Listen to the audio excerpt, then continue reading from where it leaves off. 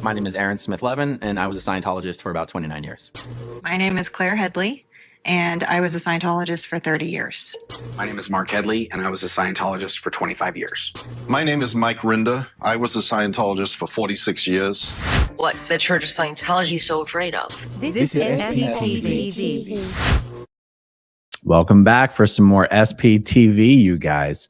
Some pretty exciting, damning information. Exciting information and damning regarding Scientology and David Miscavige was confirmed this morning in the very brief session in front of Judge Almeida in the Danny Masterson case.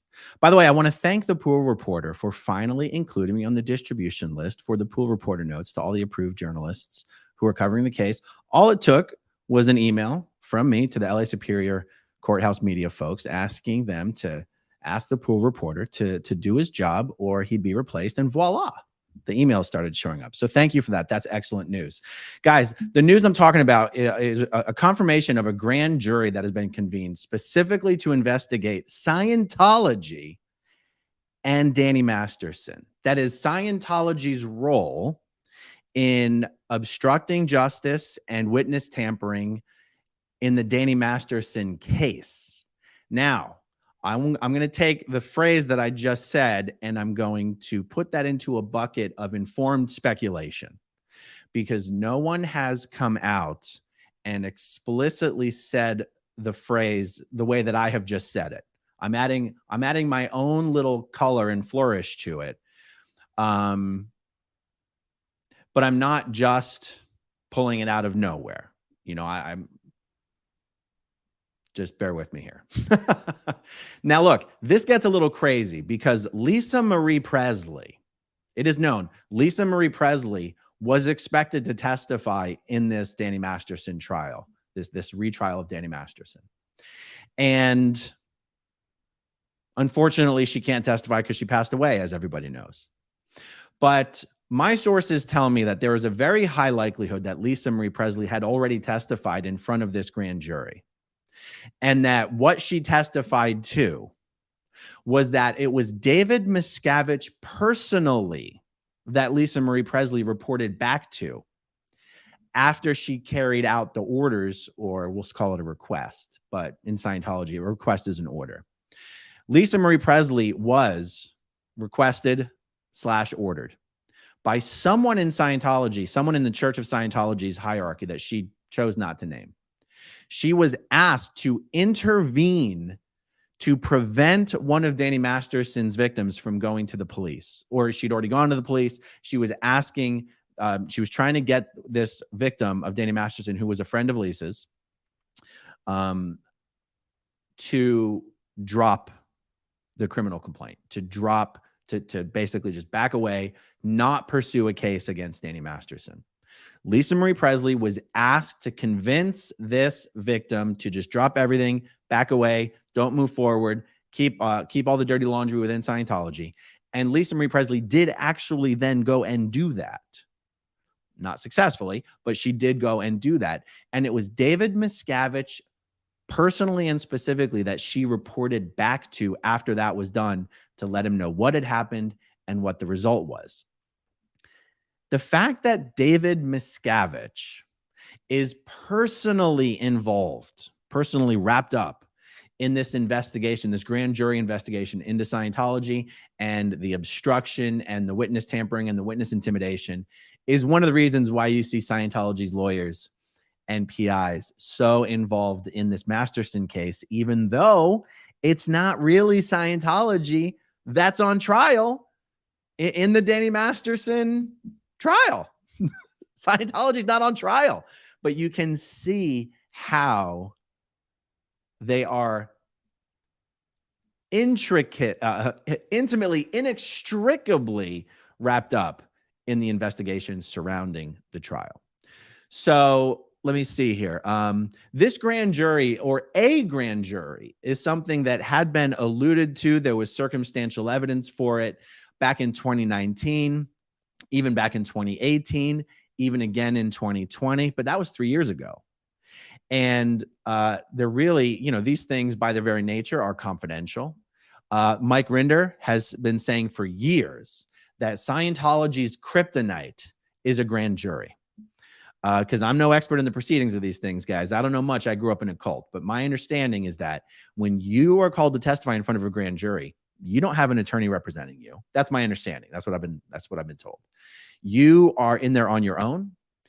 You don't have someone, objecting on your behalf. Like Scientologists will lie under oath to protect Scientology, but they have to usually have some sort of a support system, some sort of a structure around them to help guide them and assure them everything is okay. A Scientologist may want to lie for Scientology, but they don't want to go to jail. They don't want to go to prison, for, perjury or obstruction.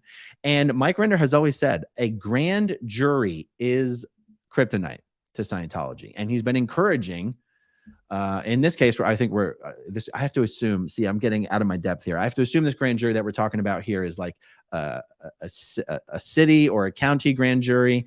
But see, this is why I say I'm out of my depth. Are all grand juries run at the state level? I don't know how all this stuff works. But my point here was Mike Rinder has been encouraging a grand jury be called into things like money laundering and racketeering in Clearwater, Florida at the Flag Land Base. And that once a grand jury starts investigating, they sort of have very broad investigatory powers. And once you get, what is it? The camel gets its nose under that tent. Once a grand jury starts investigating, then they start, they have a genuine grounds to begin an investigation. It's the other stuff they're going to find once that investigation starts that is likely to result in meaningful prosecutions against Scientology. Now, so, right now we have this grand jury specifically investigating, it seems, witness tampering and obstruction of justice, specifically in the Danny Masterson case. But does that open the door to looking into other issues? I simply don't know. That's something I'll talk to my attorney friend, Zach Morgan, about. So let's see here. Here's the notes from the here's the specific excerpt from the proceeding this morning that just confirmed what's been going on for a number of years here. So Sean Hawley is one of Danny Masterson's attorneys. Sean Hawley asks to approach the bench. The four attorneys go to the bench to speak with Judge Almeida. I can hear that they're discussing something to do with a grand jury investigation of Scientology and a subpoena. The notes then go, okay, everyone's back on the record. Judge Almeida says, Hawley, you are requesting for information to see the actual subpoena regarding documents given to you. So I've spoken with some others who've provided me some clarification on what's going on here. Danny Masterson's defense attorney is holding in her hand some sort of document that has been turned over to her from the DA's office. I am going to speculate that this document is an internal Scientology report. It is one of these reports that we've been talking about. We are likely to see introduced as evidence in this trial that we did not see in the first trial. Okay. And she's has some copy of some report, and she's saying to the judge, I would like to see what specific subpoena was used to obtain this report. The reason why such a request would be made is because one of the ways to prevent that report from successfully being introduced as evidence to the case and shown to the jury is to somehow find some sort of a fault or deficiency in the subpoena that was used to get the document in the first place. In other words, this indicates that Sean Hall is looking at this thing and she goes, this is going to be a problem for us. Okay, so that's what's going on here. Holly, you're requesting for information to see the actual subpoena regarding documents given to you. Deputy DA Mueller says the people would object to production of the actual subpoena based on the nature of the subpoena. There is information that would be protected for reasons we talked about at sidebar. Judge Almeida says the court is not going to order the turning over of the subpoena itself. She discusses why it is not subject to discovery. Judge Almeida asks Deputy DA Mueller, the investigation we're referring to, is that still ongoing? Mueller says, yes, it is. Judge Almeida, because of the ongoing nature of that proceeding, it would be inappropriate to provide that subpoena. Man, this is some wild shit. They're currently conducting a criminal trial against Danny Masterson for having violently drugged and violently attacked these three women who were all Scientologists at the time. And concurrently, they are running a grand jury investigation, it appears, specifically into Scientology and Danny Masterson. Do you see why their buttholes are so puckered over there? This is such bad news for Scientology. And guys, David Miscavige is personally wrapped up in this investigation. This is just one reason why these guys are freaking out so much these days.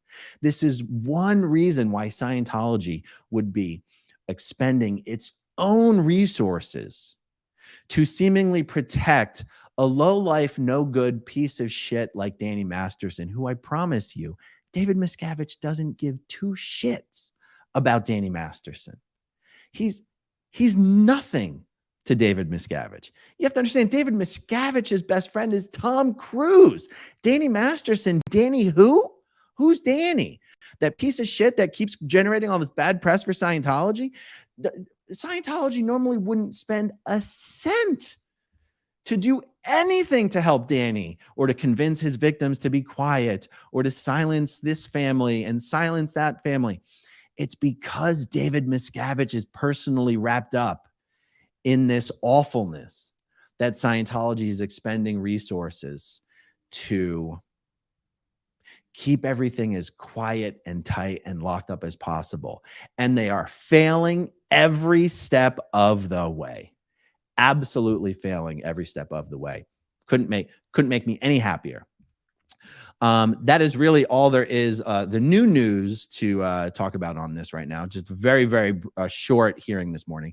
I do see a bunch of super chats. I will not ignore them. Okay, but I'm not going to show all of them either, just for the sake of civility and decorum. Okay, Barb Sylvie. Yes, ma'am. Okay. I mean, my name's Aaron, but you can call me ma'am if you'd like. I mean, you know, it's a free country. All right, let me see.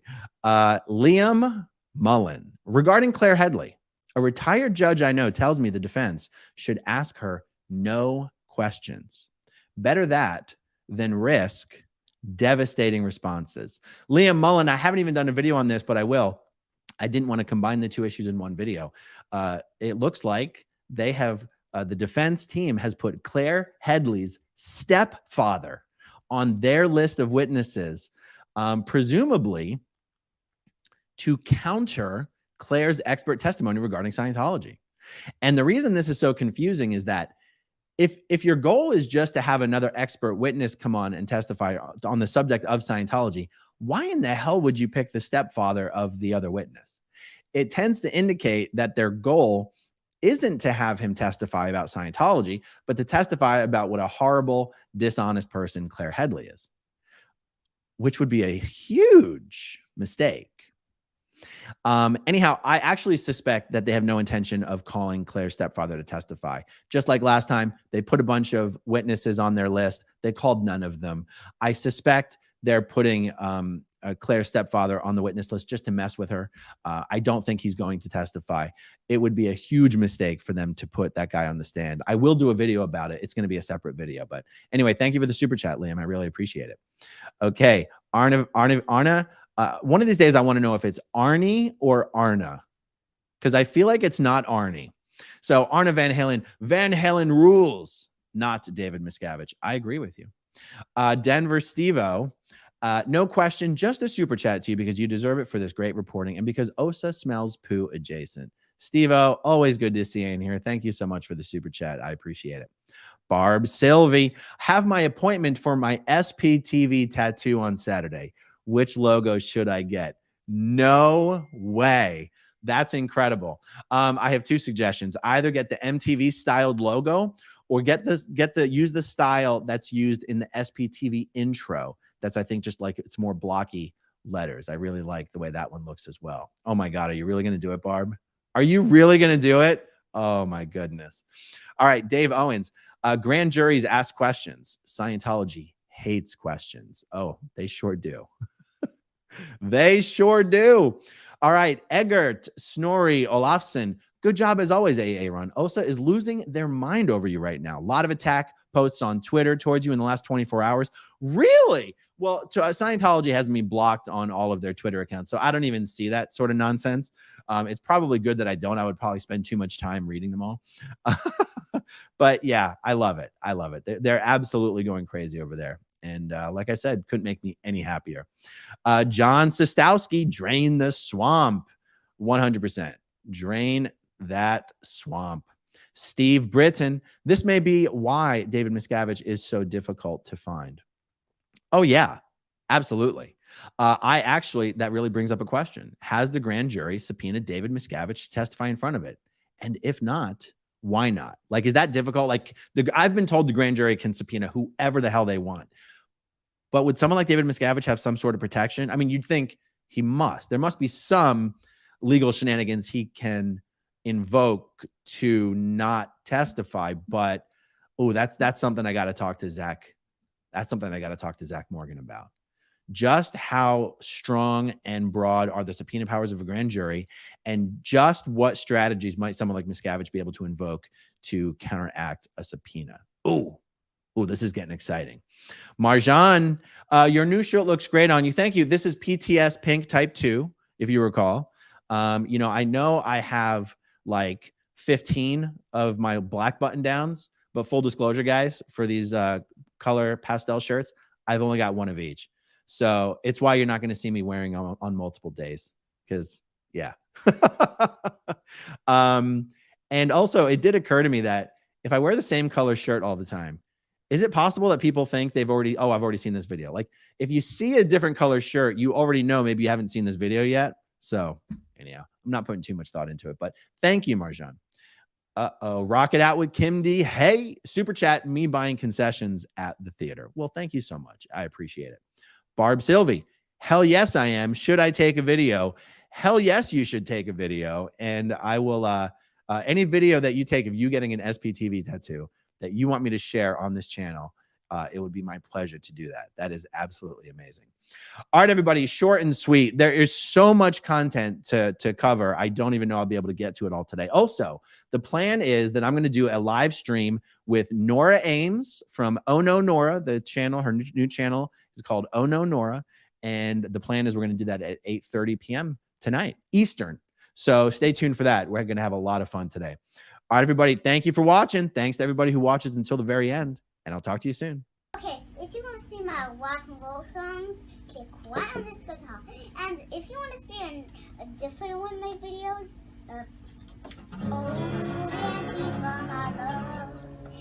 then you could click